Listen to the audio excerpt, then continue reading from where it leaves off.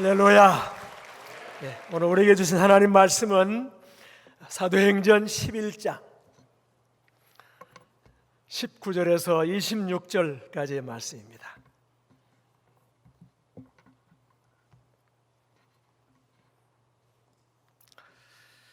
사도행전 11장 19절에서 26절입니다. 우리 한 절씩 교독하십시다. 19절입니다.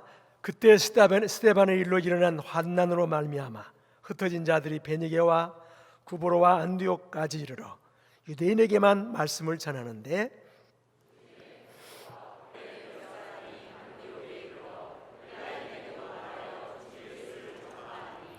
주의 손이 그들과 함께 하심에 수많은 사람들이 믿고 주께 돌아오더라.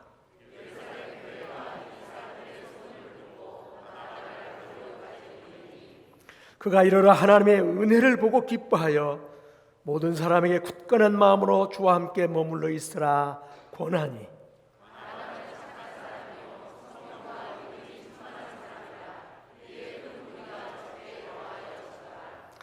바나바가 사울을 찾으러 다소에 가서 만남에 안디옥에 데리고 와서 둘이 교회에 1년간 모여 있어 큰 무리를 가르쳤고 제자들이 안디옥에서 비로소 그리스도인이라 일컬음을 받게 되었더라. 아멘. 할렐루야. 여러분 반갑습니다. 저는 우리 예한교회가 생기는 초창기부터 저 고통산 교회 기도원인 예지원에서부터 그 전에 우리 백 목사님이 심무하시던 원성교회 때부터 이렇게 늘 형 동생처럼 지내던 우리 백 목사님 이렇게 우리 노회뿐만 아니라 우리 한국 교회의 명품 교회로 이렇게 성장시켜서 이 지역 복음화는 물론 민족 복음화 세계 선교에 큰 역할을 감당하고 있음을 늘 감사하면서 또 기대하고 여러분을 축복합니다. 그런 의미에서 우리 예한교회는 이미 명품 교회입니다. 할렐루야. 그러나 달리는 말에 채찍을 가한다는 말이 있습니다.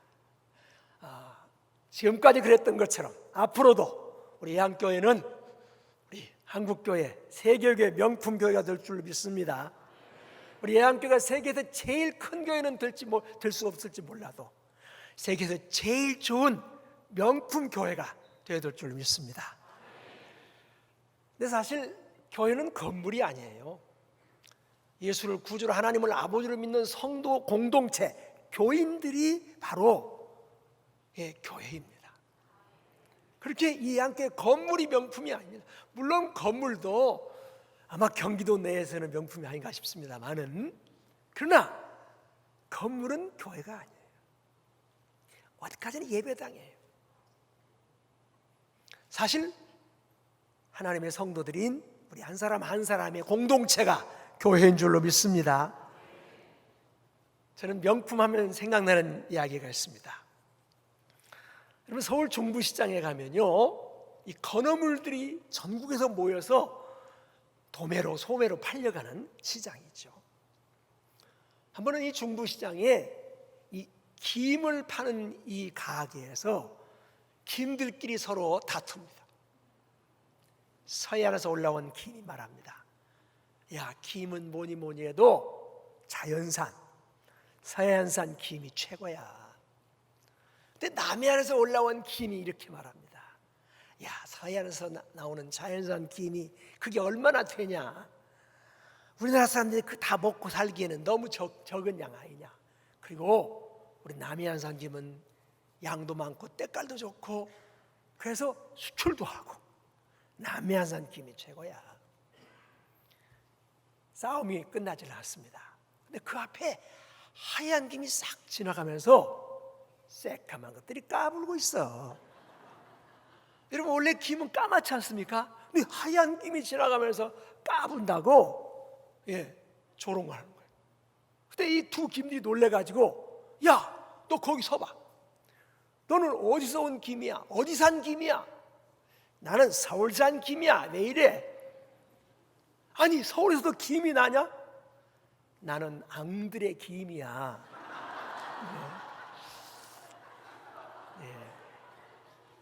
여러분, 한국이 나는 세계적인 디자이너 얼마 전에 돌아가셨습니다만은 이 앙드레 김,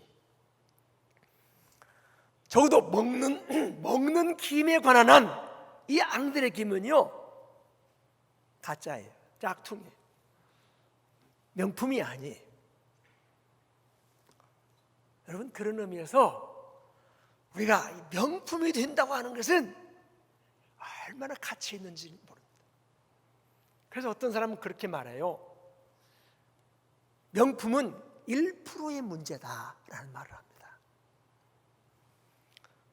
일본의 혼다 쇼이치라고 하는 이 혼다 자동차의 창업자가 이런 유명한 말을 합니다.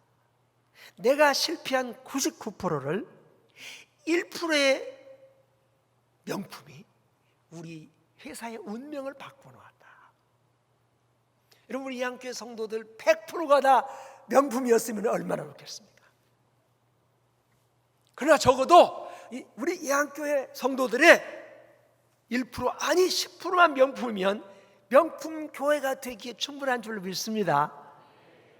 나는 우리 이한교회의 1%의 명품이 되리라. 그런 각오로, 그런 자세로, 그런 사모함으로 오늘 하나님 말씀 들으시길 바랍니다. 오늘 본문에 나오는 교회가 명품 교회입니다. 1세기 교회의 명품 교회였습니다. 여러분, 본문 26절을 보십시다. 26절에 이렇게 말씀하고 있습니다. 만남의 안디옥에 1년간 모여 있어 큰 무리를 가르쳤고, 그리고 중반절에 이렇게 말씀하고 있습니다. 제자들이 안디옥에서 비로소 그리스도인이라 일컬음을 받게 되었더라. 이 안디옥 교회는요, 예루살렘 교회가 아주 극심한 이 박해를 받을 때 흩어진 성도들이 저 수리아 쪽에 가서 세운 자그마한 교회였습니다. 이방인들이 주로 모이는 교회였습니다. 그런데 이 교회가 많은 흩어진 교회들 중에서 정말 은혜가 보일 만큼 아주 소문난 그런 교회가 되게 됐어요. 바로 이 교회가 바나바와 바울을 세계 최초로, 기독교 역사상 최초로 공인된 선교사를 파송합니다. 그리고 잘 아시다시피 우리 신약성경의 27권 중에서 적어도 14권쯤 기록했을 것으로 보이는 사도 바울이 바로 이 교회 부목사 출신, 1세기 교회 최고의 선교사요, 목회자요, 성경 기자로 쓰임받던 이 사도 바울이 이 안디옥 교회 출신이에요. 그가 1차, 2차, 3차 전도 여행을 하는 중에 이 안디옥 교회가 지원했고, 전도 여행을 갔다 오면 반드시 이 안디옥 교회에 와서 보고를 하고, 안디옥 교회가 당시 1세기 세계교회의 전진 기지로서 그런 역할을 감당하게 됩니다. 우리 예한교회 개척 초기부터 선교사를 지원하고 미자립교회를 지원하는 그런 자립교회로서 오늘의 교회가 된 거예요. 제가 33년 섬기고 은퇴한 우리 상현교회도 그런 교회였어요. 상현교회 말하니까 별로 감동을 안 받으시는구만요. 예. 정말 예한교회 얼마나 좋은 교회예요. 예. 그런데 바로 이 안디옥 교회가 1세기 교회의 세계 선교의 전인 기지로서 최고로 명품 교회였어요. 예루살렘 교회가 아니에요. 이방인 교회 예루살렘 교회예요. 근데 이 교회가 예루살렘 교회도 받지 못한 별명을 받습니다. 그게 바로 그리스도인이라고 하는 별명입니다. 세상 사람들이 우리를 그리스도인이라고 말하고, 나도 내가 크리스천이라고 우리가 당당하게 말하고 삽니다. 그게 우리의 자랑거리입니다. 근데 이 그리스도인이라는 말은 무슨 뜻입니까? 그리스도인, 그리스도의 사람. 제가 군대 시절에는요, 예수 사람 청년들을 군인들을 좀 조롱하고 비웃는 쪽으로 하는 말이 저 예수 환자, 예수쟁이. 근데 그게 우리에게는 얼마나 좋았는지 몰라요. 나는 그리스도 위해서 예수 위에 살고 예수 위에 죽겠다. 나는 예수에게 내 삶을 올인한 사람이다 하는 뜻으로 이 그리스도라는 별명이 주어진 줄로 믿습니다. 그러면서 우리가 이 그리스도라는 별명을 받았다고 하는 건 이름부터가, 별명부터가 명품이었어요. 우리 예안교회가 지금까지도 명품교회였지만 앞으로도 명품교회, 명품교인들 다 되시길 바랍니다. 그러면 어떻게 해야 되느냐? 바로 이 안디옥 교회가 우리의 롤 모델이에요. 안디옥 교회가 어떻게 이렇게 명품 교회가 되었고 그 교인들이 다 명품 교인들이 될 수 있었는가? 그 첫 번째는요, 주님의 손에 붙잡힌 교회였어요. 같이 한번 읽읍시다. 시작. 주님의 손에 붙잡힌 교회. 한 번 더. 주님의 손에 붙잡힌 교회. 본문 21절 말씀 보시면 이렇게 말씀합니다. 제자들이 안디옥에서 21절, 주의 손이 그들과 함께 하심에 수많은 사람들이 믿고 주께 돌아오더라. 주의 손이 그들과 함께 하심에. 여러분, 주님의 이름으로 세워진 교회, 주님의 피로 값주고 사신 교회치고 주님이 함께 하지 않는 교회는 없습니다. 다 주님이 함께 하십니다. 그런데 주님의 손에 붙잡힌 교회는 많지 않습니다.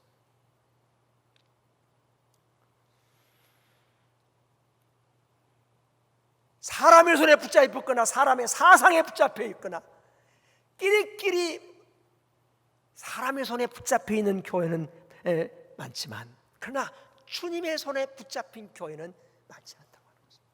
그런데 이 안디옥 교회가 주님의 손에 붙잡힌 교회. 여러분, 사람의 손에, 권력의 손에, 재물의 손에 아무리 붙잡혀 있지만 그거 얼마 가지 못합니다. 권력의 손에 번불신면입니다. 그러나 예수 손에 붙잡혀 있으면, 예수 편에 서면, 예수님의 손에 붙잡혀 있으면 결코 부도나지 않는 명품 일꾼이, 명품 사람 교회가 될 줄로 믿으시길 바랍니다. 여러분, 성경에서 명품 전쟁이 많습니다. 근데 그 중에 대표적인 명품 전쟁은요, 골리앗과 다윗의 전투였습니다. 골리앗 하면 인본주의, 인간 명품 대표입니다. 다윗,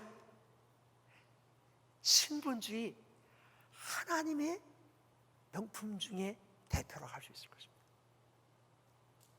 사울왕 초기에 블레셋 이 맹장이었던 이 골리앗이 이스라엘을 쳐들어왔습니다. 엘라 골짜기에서 사울의 군대, 이 이스라엘 군대와 블레셋 군대들이 대치하고 있습니다. 그때 마침 다윗이 자기 형들에게 이 간식거리를 갖다 주려고 왔다가 보니까 아주 그 전쟁의 광경이 처참합니다. 이 골리앗의 블레셋 장군인 골리앗이 이스라엘 병사들을 향해서 외칩니다.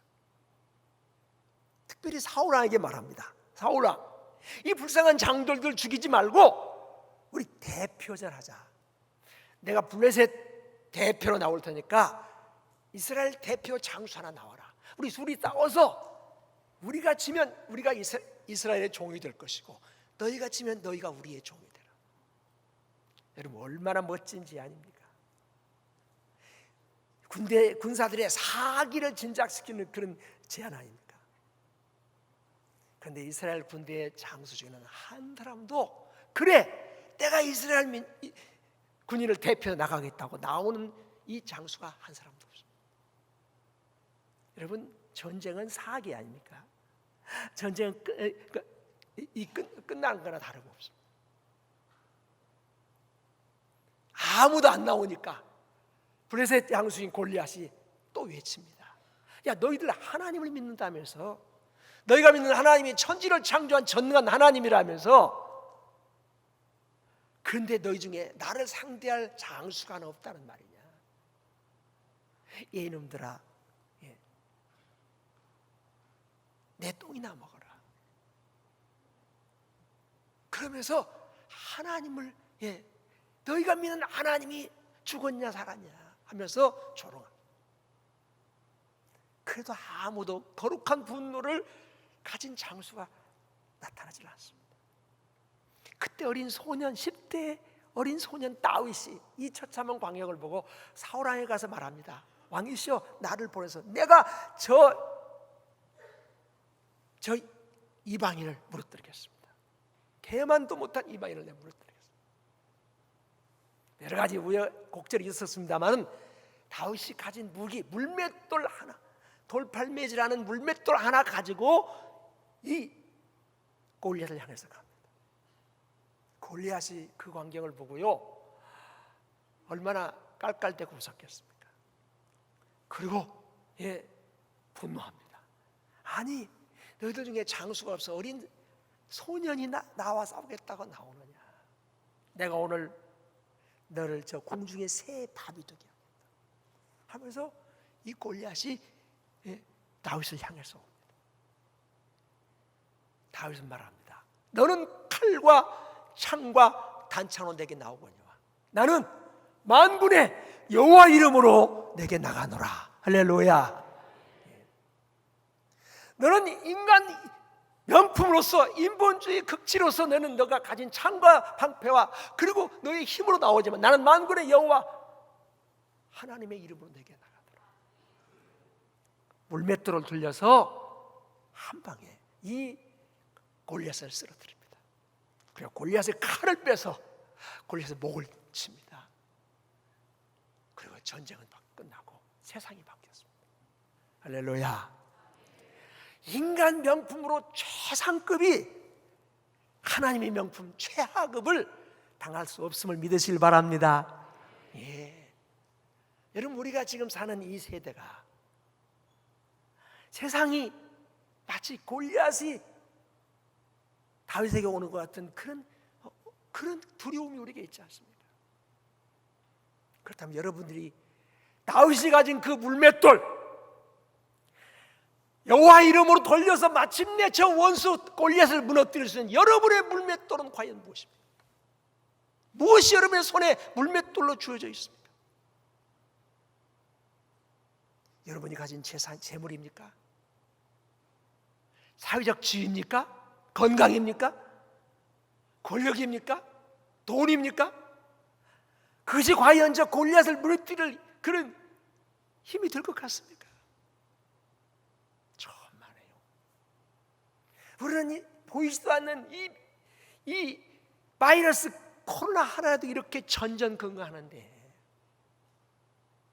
우리는 그보다 더 큰 사단의 세력들이 몰려오는 이 상황에서 과연 우리가 골리앗과 같은 그 원수 마귀들을 대항하고 세상을 이길 그런 물맷돌이 과연 무엇입니까? 여러분, 다윗의 돌팔매질이 골리앗을 무너뜨렸습니까?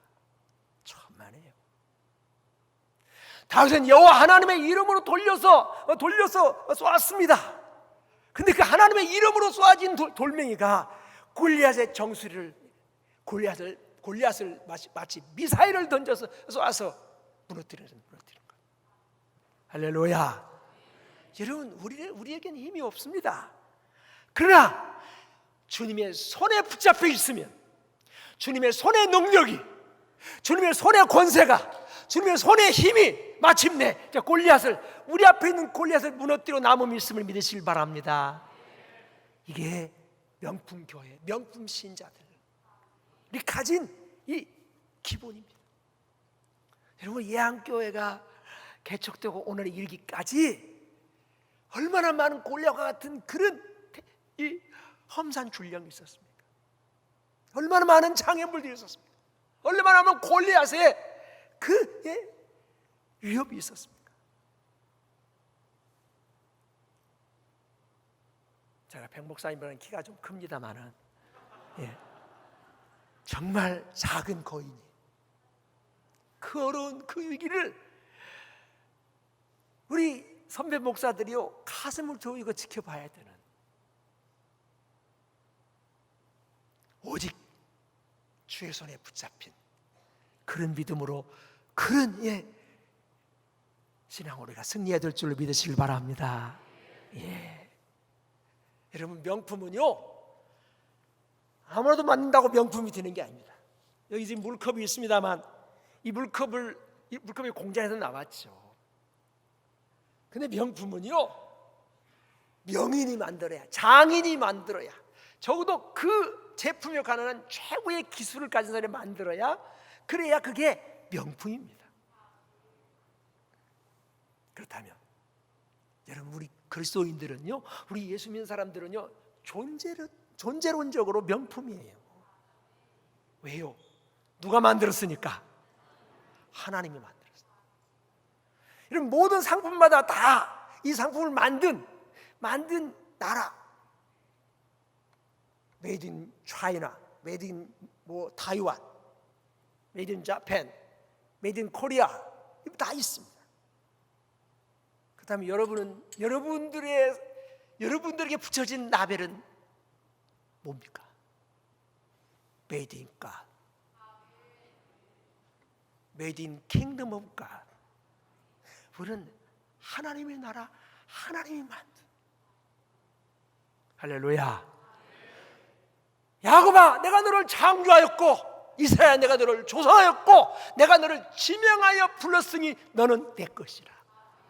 할렐루야. 하나님이 우리를 그렇게 인정해 주시고, 적어도 삼중소요, 창조했고 조성했고 지명했고 불렀고,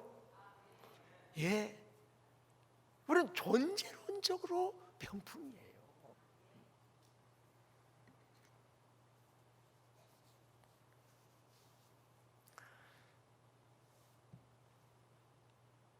뉴욕의 한 거리에 이 바이올린을 파는 가게에 한 남루한 노인이 바이올린 하나를 들고 국을 행각을 합니다. 와서는 그 바이올린 좀 사달라고 요청합니다. 근데 그 가게 주인이요, 우리는 신제품을 상대하지 고물을 상대하지 않습니다. 내가 하루 종일 굶었는데 이거 10불만 내고 이 바이올린 좀 사주세요. 이 늙은이 점심 한 끼 대접한다는 마음으로 사주세요. 그래서 그 마음씨 좋은 이 바이올린 가게 주인이요, 먼지가 덕지덕지 묻은 낡은 고물 그 바이올린 하나 10불 주고 샀어요. 그리고 창고에 던져놨어요. 오늘 창고 정리를 하다가 그 노인에게 산 10불짜리 그 바이올린을요, 먼지를 좀 이렇게 닦고 보니까 이게 보물이에요, 보물. 이 바이올린은요, 이것을 만든 그 사람이 그러면 안토니오 스트라디발디라고 하는 사람이 1904년에 만든 오래된 이 바이올린이지만, 그러나 이게 이 명인이 만든 바이올린이에요.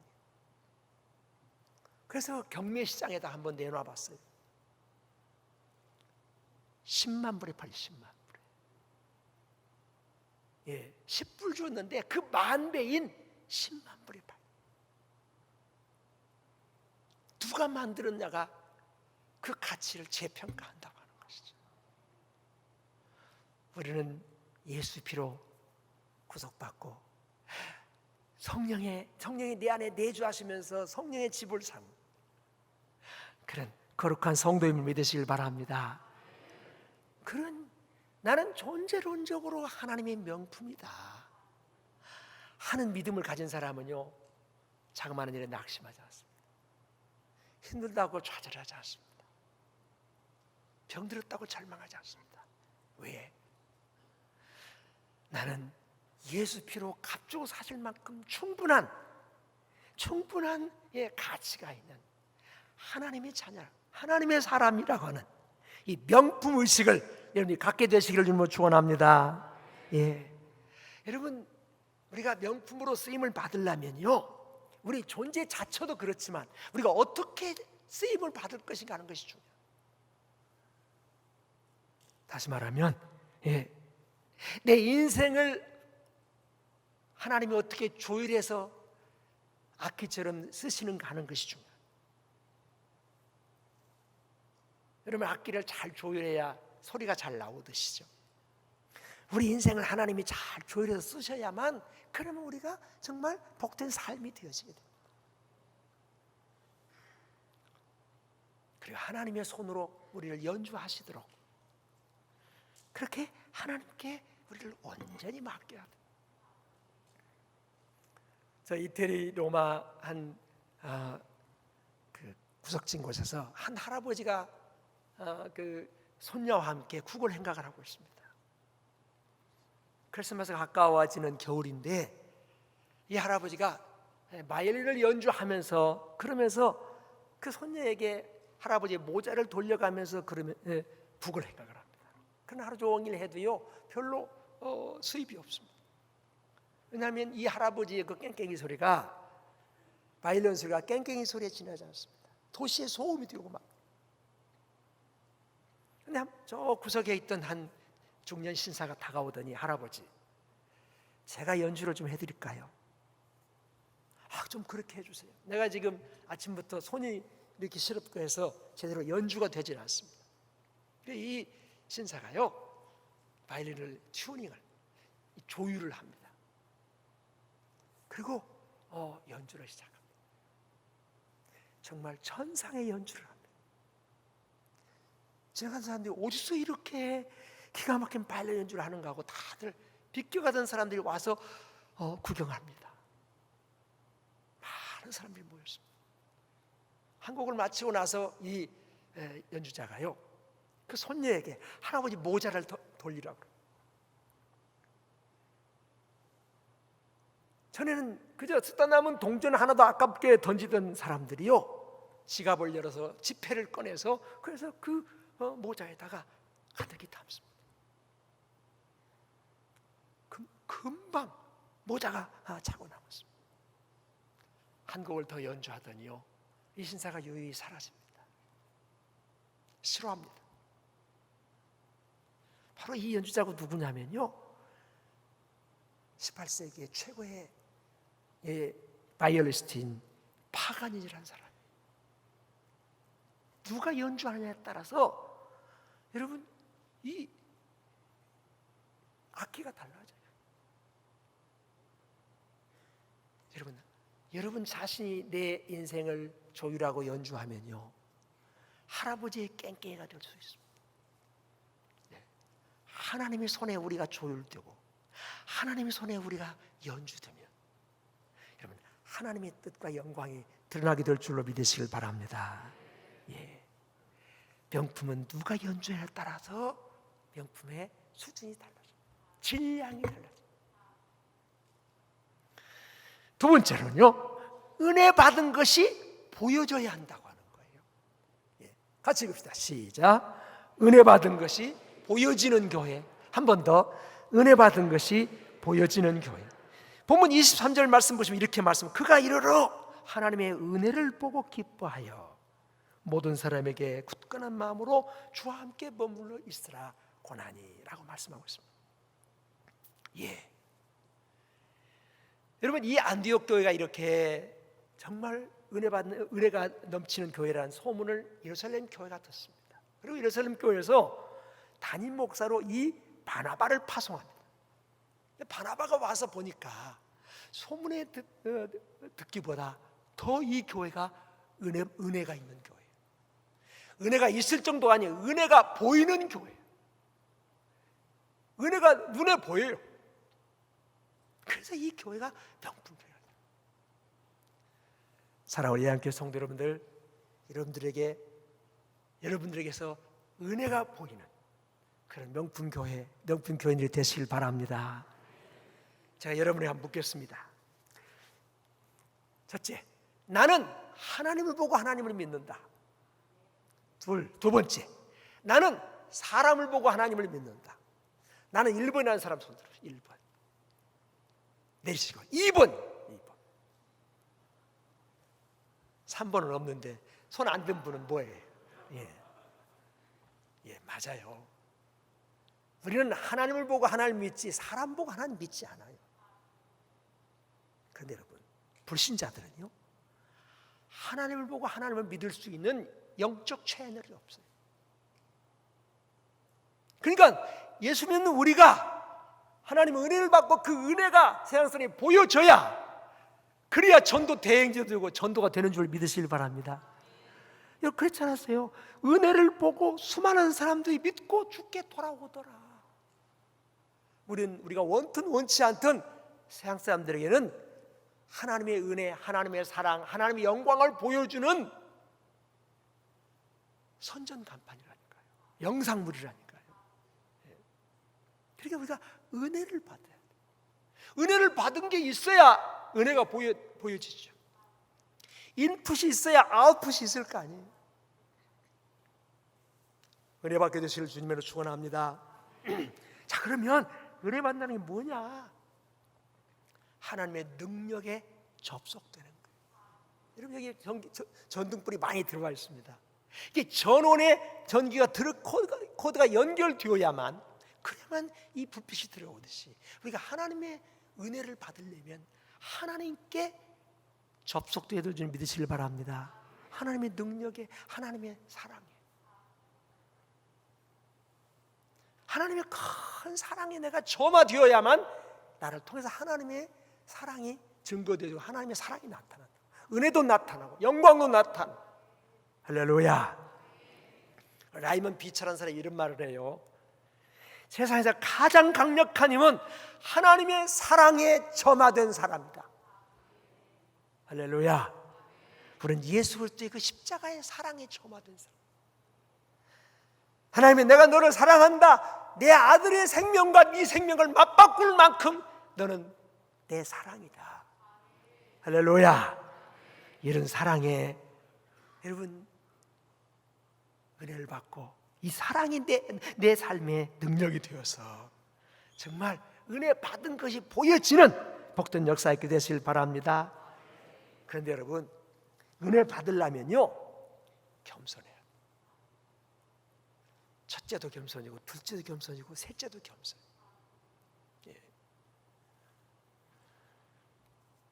야고보 4장 6절 말씀 보면 이런 말씀이 있어요. 하나님이 교만한 자를 대적하시되 겸손한 자에게 은혜를 주시느니라. 여러분, 산 꼭대기에 나무가 잘 자란 거 봤습니까? 물이 고이지 않으니까 그렇죠. 그러나 산 계곡에는요, 항상 물이 있는 계곡에는 아름들이, 거목들이, 과실들이 자라. 그러면서 여러분, 은혜 받는 그릇이 바로 겸손한 그릇입니다. 하나님 앞에서나 사람 앞에서나 교회 앞에서나 누구 앞에서나 겸손한 자에게 오늘 또 하나님의 은혜가 임하는 것을 믿으시길 바랍니다.